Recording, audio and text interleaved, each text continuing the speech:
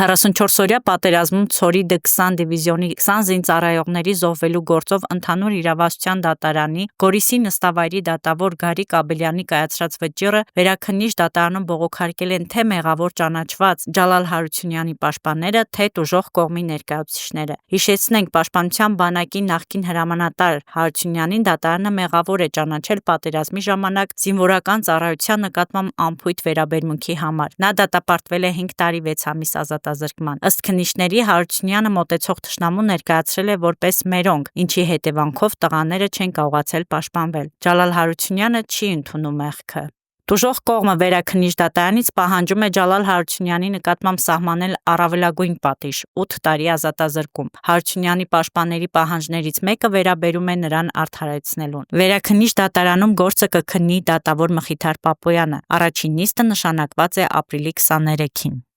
Տուժող կողմը դժգոհ է պատժաչարից։ Նշված հոդվածի սանկցիայով պատիժը նախատեսում 4-ից 8 տարի ժամկետով, դատարանը պատիժ է նշանակել 5 տարի 6 ամիս ժամկետով եւ տուժող կողմը գտնում է, որ այս պարագայում երբ արկա էր Ջալալ Հարությունյանի անփույթ գործողությունների հետևանքով 20 զոհ, պատիժը պետք է համաչափ լիներ, այսինքն առավելագույն պատժաչափ պետք է նշանակվեր, որի հիմքով էլ վերվել է վերաքննիչ բողոք։ Իրականում բավականին ծավալուն բողոքներ ունենք այսօր, 3 փաստաբանները առանձին բողոքներ են ներկայացրել եւ ամեն մի բողոքը կոնկրետ խնդրի է վերաբերվում կամ խնդիրների եւ միջինը բողոքների ծավալը 30 էջից ավել է։ Դատավորի անկողմնակալ լինելու հետ կապված ամբողջ դատաքննությունը ընթացել է շատ օբյեկտիվորեն, նույնիսկ պաշտպանական կողմի մոտ կասկած չի հարուցել դա, բնականon նորմալ դատական նիստ է եղել եւ երբևէ միջև համենայն դեպս վերդիկտ կայացնելը, որով մեղավոր ճանաչվեց Ջալալ Հարությունյանը, պաշտպանական կողմը որևէ դժգոհություն չի հայտնել դատարանին։ Երբ որ վերդիկտը կայացվեց եւ ակնհայտ էր, որ մեղավոր է ճանաչվել Ջալալ Հարությունյանը, այդ ժամանակ արհեստական փորձեցին դատական նիստերը, այսպես ասած, ծախողելու գործողություններ իրականացնել, որը չհաջողվեց։ Մենք նույնիսկ մեր պաշտպանական ճարերում ուղիղ գրել ենք, որ հարգելի դատարան, մենք տեսնում ենք, որ D20 դիվիզիոնի հրամանատարությանը ինֆորմացիան եկել է մերոնք են։ Մեր խնդիրը այն է, որ այդ խորացված հրամանատարական սենյակում երբ որ քննարկում ա եղել, եւ այդ քննարկմանը եղել են մասնակից սպաներ, եւ այդ տեղեկությունը ի վերջո Գենադի Բաղդասարյանը փոխանցել է, Գենադի Բաղդասարյանը կարող էր նաեւ ոչ այնպես փոխանցել բարերը, ինչպես հնչեցվել է Ջալալ Հարությունյանի կամ այլ հետախույզների կողմից։ Եթե պնդում են նրանք, որ Ջալալ Հարությունյանի խոսքը նենգափոխվել է, ապա պարտավոր չէ Ջալալ Հարությունյանը ծառայողական քննություն նշանակելու եւ ասելու նենգափոխել են, վերջի վերջո գործ ունենք մարդկային կյանքերի հետ եւ այնտեղ ռազմավարական նշանակության դիվիզիոն է խոցվել, որից հետո այդ դիվերսիոն խմբերը ավելի խորացել են եւ բավականին լուրջ ճեղքում են տվել այնտեղ, լուրջ խնդիրներ են ստեղծել մյուս մեր զորամիավորումների համար։ Այսպես բարձի կարելի էր թողնել այս երևույթը եւ անցնել առաջ, նրանք այստեղ թերացել են եւ հիմա փորձում են ամեն ինչ անել եւ ամբողջ իրողությունը փոխել, ներկայացնել այնպես, ինչպես իրենց հարմար է։ Սակայն եղել են մարդիկ, որոնք եղել են ներկա հրամանատարական կետում եւ պնդել են, ասել, որ հենց այդպես էլ ասվել է։ Ջալալ Հարությունյանը ասում է, ես ասել եմ կարող են մերոնք լինել, հնարավոր է մերոնք լինեն։ Ես չէի կարող ասել հաստատ մերոնք են, որտեղ ես դրա նախորդին մի քանի օր առաջ մի քանի օրվա ընթացքում մի քանի հրաման ունեմ դիվերսիոն խմբերի ներթափանցման մասին։ Ջալալ Հարությունյանը հրաման ունի, որ պետք է դիվիզիոնները զինվեն ինքնապաշտպանական խոշոր տրամաչափի զինատեսակներով, որովհետև դիվիզիոնները խոցելի են եւ թիրախում են դիվերսիոն խմբերի։ Այս իրավիճակում ո՞նց կարող Ջալալ Հարությունյանը միանշանակ կերպով ասել մերոնք։ ապշեցուցիչ էր ինձ համար, որ Ջալալ Հարությունյանը ասել է, որ կա հակառակորդի ուրեմն դիվերսիոն զորամիավորումների ներթափանցումներ, պետք է ունենաք տարբեր աստիճանի ուրեմն հրաձիգներ, ականանետներ եւ այլն, նման հրաման ոչ գործում ենք արկա տեսել։ Ես այդ 17 հատոր գործը անձամբ ինքս կարդացել եմ։ Նման բան դատարանում անգամ չի բարձրաձայնվել, սա նույնպես ուզում եմ նշել։ Եվ վերջի եթե դուք պնդում եք, որ նման հրաման եղել է, բա ինչու՞ չեք ապահովել ձեր դիվիզիոնին նման զինատեսակներով։ Հետախույզ Մխիթար Բադալյանը զեկուցել է, այս ցուցմունք ունենք։ Մխիթարը ասում է, ես դիտարկում եմ արել հենց սկզբում։ Ու Նորայր Հայրապետյանին ասել եմ, էսի չեն կարա մերոնք լինեն, չադրաներով են, մորուկներով են, ուրեմն ձերքերին կա կարմիր ժապավեններ, բացի այդ նրանց որոշ մասի ուրեմն ձերքի շարժումից հասկանում եմ, որ սրանք անօթաչու են կառավարում։ Պաշտպանը պարբերաբար մորուք, չադրա եւ նման բաների մասին է նշում, որ հետախույզը իբրև նկարագրել է եւ տեսել է եւ տվյալ հետախույզը վկայակոչվել էր նույնպես։ Այն պարագայում, երբ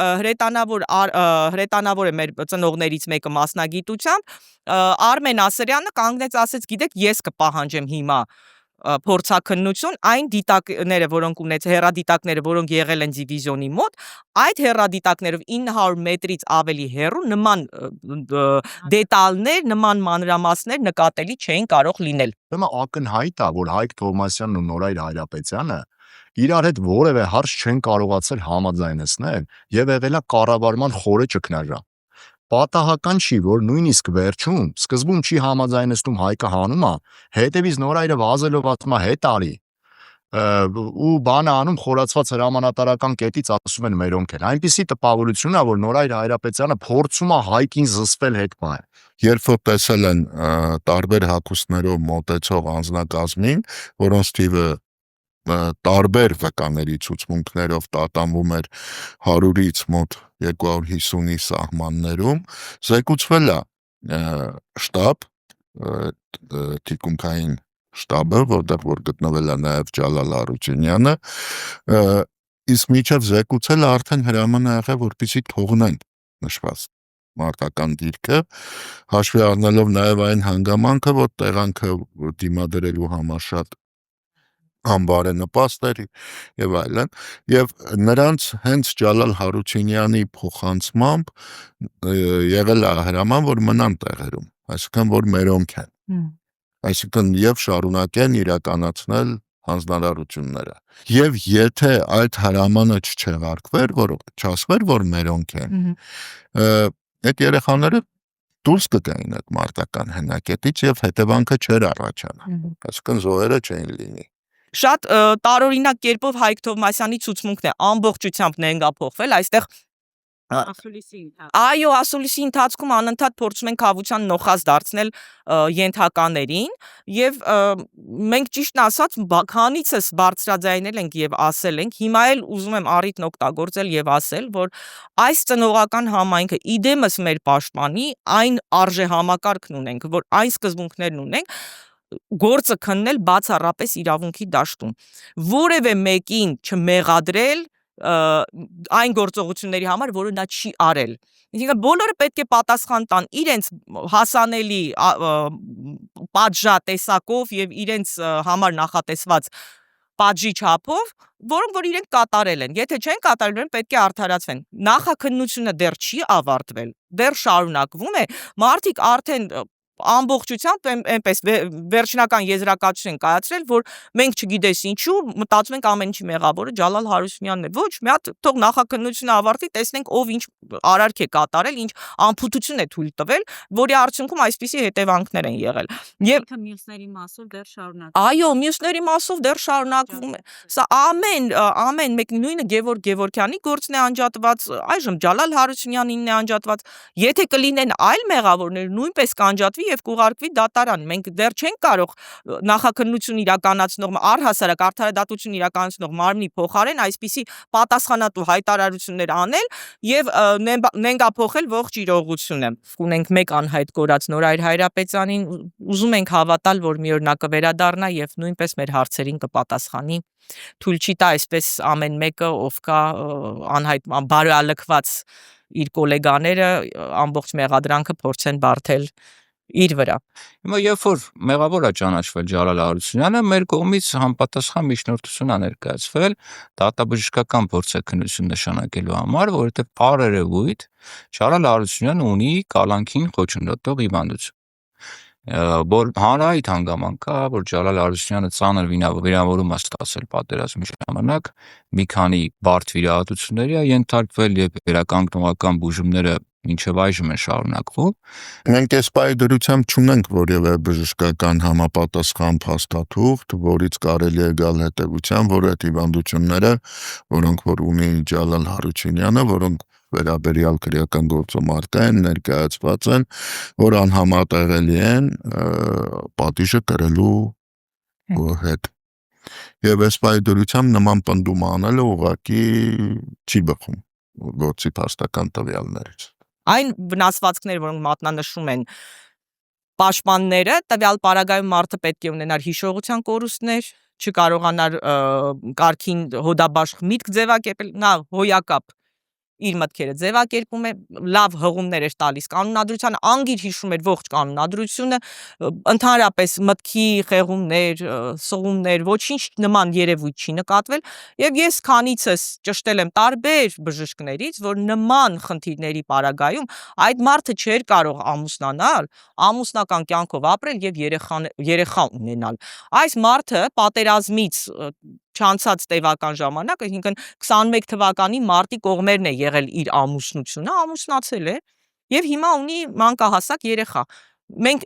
հիվանդ մարդ այնտեղ չենք տեսել։ Այնուամենայնիվ ես պնդում եմ, որ Ջալալ Հարությունյանը ինքը